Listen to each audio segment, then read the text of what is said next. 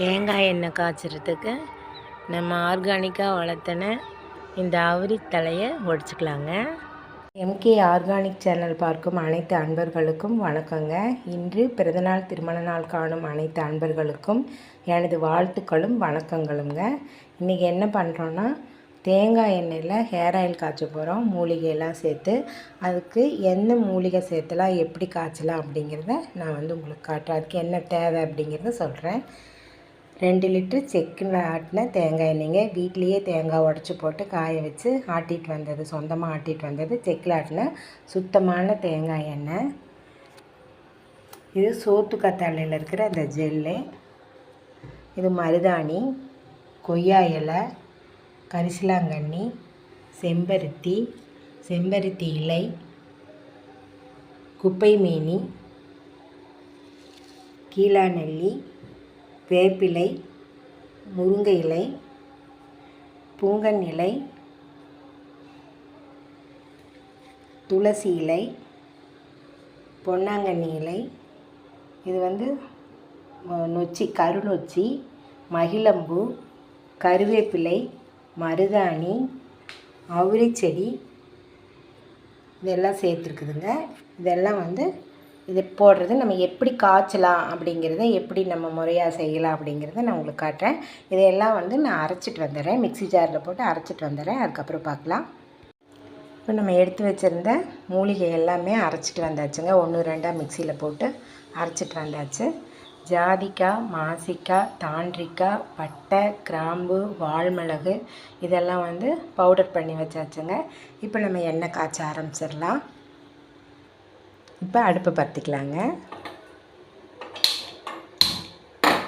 அடுப்பு பற்றி பாத்திரத்தை, அடிகனமான பாத்திரம் இது பித்தளை பாத்திரம், இதை வச்சுக்கலாம். செக்கில் ஆட்டின சுத்தமான தேங்காய் எண்ணெய்ங்க. இது 2 லிட்டர் நம்ம இதில் சேர்த்துக்கலாம்.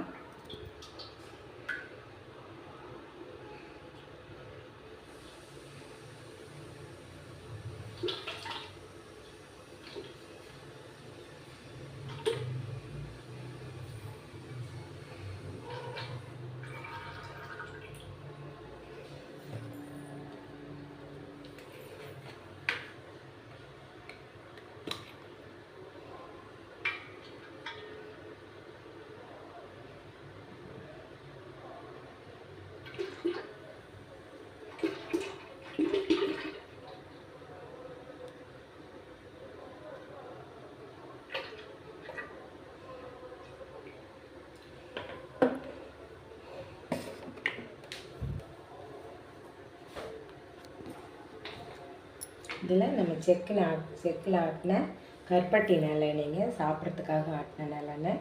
இதில் ஒரு 1/4 லிட்டர் சேர்த்துக்கலாம்.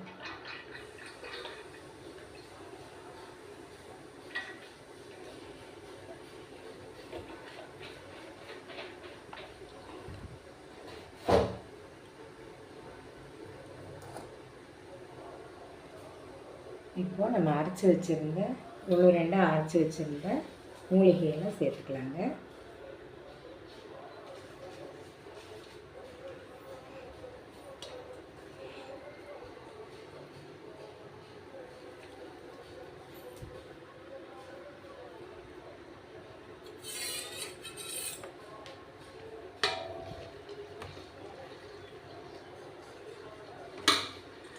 இதில் எல்லா மூலிகைகளும் இப்படி தரிசாக 1-2 அரைச்சிக்கலாங்க. ஆனால் நம்ம கரிசலாங்கண்ணி மட்டும் நல்லா அரைச்சிக்கணுங்க. கரிசலாங்கண்ணி மட்டும், வெள்ளை கரிசலாங்கண்ணி, இதை மட்டும் நல்லா நம்ம நைஸாக அரைச்சிக்கலாம்.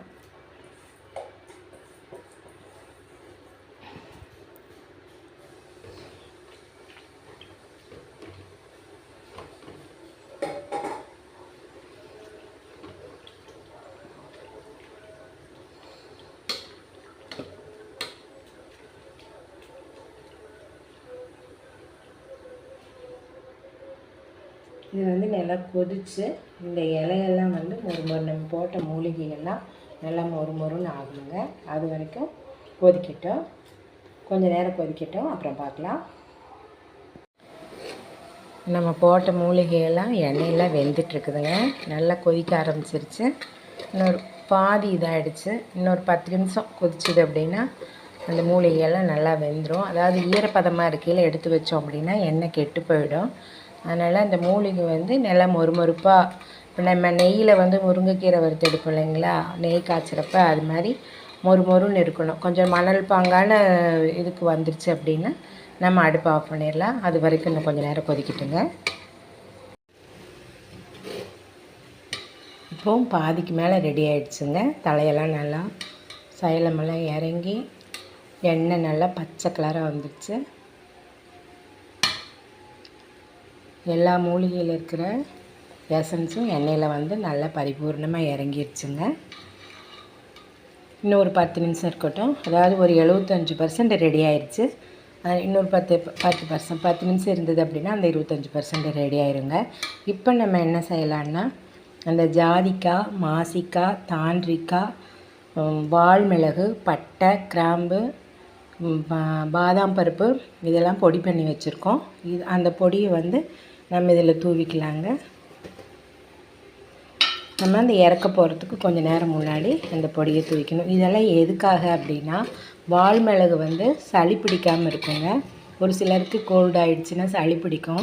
அதனால் அந்த சளி பிடிக்காமல் இருக்கிறதுக்கு ஜாதிக்காய், பட்டை, கிராம்பு இதெல்லாம் வந்து நம்ம தலையில் இருக்கிற நரம்புகளெல்லாம் வந்து ரத்த ஓட்டம் நல்லா சீராக, நரம்பில் வந்து ரத்த ஓட்டம் நல்லா ஓடுறதுக்காக வேண்டி, அது வந்து வேர்க்கால்களை பலப்படுத்துறதுக்காக வேண்டி அதெல்லாம் போடுறோங்க. மற்ற மூலிகை ஒவ்வொன்றும் ஒவ்வொரு இது. அதாவது கரிசலாங்கண்ணி வந்து நமக்கு வந்து முடி கருமை நிறத்தை கொடுக்கும். பொன்னாங்கண்ணி வந்து கண்ணுக்கு வந்து பார்வை நல்லா தெளிவு பெற செய்யும். வேப்பிலை வந்து பொடுகு போகும். பொடுதலை வந்து வேப்பிலை பொடுகும் போகும், பேனும் போகும். பொடுதலை பொடுகு போகும். இது மாதிரி ஒவ்வொரு தலைக்கும் ஒவ்வொரு இது இருக்குது. அதாவது கருநொச்சி வந்து தலைவலி வராதுங்க. இந்த எண்ணெய் தடவுனா தலைவலி வராமல் தடுக்கிறதுக்காக வந்து கருநொச்சி நம்ம போடுறோம். அது மாதிரி ஒவ்வொரு மூலிகையும் நமக்கு வந்து நன்மை செய்யக்கூடிய மூலிகையாக நம்ம போட்டுக்கிறோங்க. கொய்யா இலை வந்து முடி கருப்பாகிறதுக்காக வேண்டி கொய்யா இலை போட்டிருக்கோம். அவுரி வந்து நம்ம முடிக்கு ஸ்ட்ரென்த்தை கொடுக்குங்க. முடி வந்து அறாமல் பார்த்துக்கும், திக்னஸை கொடுக்கும், கருமை நிறத்தை கொடுக்கும். அதனால் அவுரித்தலை நம்ம போட்டிருக்கோம். எல்லாமே வந்து நம்ம அதாவது கெமிக்கல் எந்த வகையிலையும் கொஞ்சம் கூட இதில் கெமிக்கல் கலக்காதுங்க. ஏன்னா தேங்காயும் நம்மளே வந்து காயாக வாங்கிட்டு வந்து உடச்சி காய வச்சு பருப்பு கொண்டு போய் ஆட்டிகிட்டு வந்து ஃப்ரெஷ்ஷாக எடுத்துக்கிறோம். அதே மாதிரி ரசாயனம் கலக்காமல் இயற்கை உரம் போட்டு இந்த செடியெல்லாம் நம்ம வந்து வளர்த்துறோங்க. நம்ம வந்து கரிசலாங்கண்ணி, அதாவது குப்பை மேனி போட்டிருக்கோம், கீழா நெல்லி போட்டிருக்கோம். அதெல்லாம் வந்து இந்த கீழா நெல்லியெல்லாம் வந்து நம்ம முடியினுடைய வேர்க்கால்களுக்கு ஸ்ட்ரென்த்தை கொடுக்குங்க. முடி வந்து அடர்த்தியாக வளர ஆரம்பிக்கும். பூஞ்சை தொற்றுகளெல்லாம் இருந்தது தலையில், பூஞ்சைனால நம்ம வந்து முடி கொட்டுது உதிருது அப்படின்னா அதையெல்லாம் தடுக்கிறதுக்கு கீழா நெல்லி வந்து பயன்படுங்க. அதனால் ஒவ்வொரு மூலிகைக்கும் ஒவ்வொரு மருத்துவ குணம் இருக்குதுங்க. இது வந்து நாங்கள் சேல்ஸுக்காக பண்ணிக்கிட்டு இருக்கிறோம். இதில் வந்து நான் என்னுடைய நம்பரை நான் கொடுக்குறேன். உங்களுக்கு தேவைப்பட்டால் காண்டாக்ட் பண்ணுங்கள். இப்போ ரெடி ஆயிடுச்சுங்க. நம்ம அடுப்பு ஆஃப் பண்ணிக்கலாம். தலை வந்து நல்லா மொறுன்னு மணல் பாங்காக ஒரு மாதிரி வந்துருச்சுங்க. இனிமேல் நம்ம வந்து அடுப்பை ஆஃப் பண்ணிக்கலாங்க. ஆஃப் பண்ணிக்கலாம். ஆஃப் பண்ணியாச்சுங்க அடுப்பு. இது இப்படியே வந்து ஒரு நாள் ஃபுல்லாக இருக்கட்டுங்க. ஒரு நாள் ஃபுல்லாக ஆனதுக்கப்புறம் இதை வந்து நம்ம தெளிய வச்சு வடித்து எடுத்து வச்சுக்கலாங்க.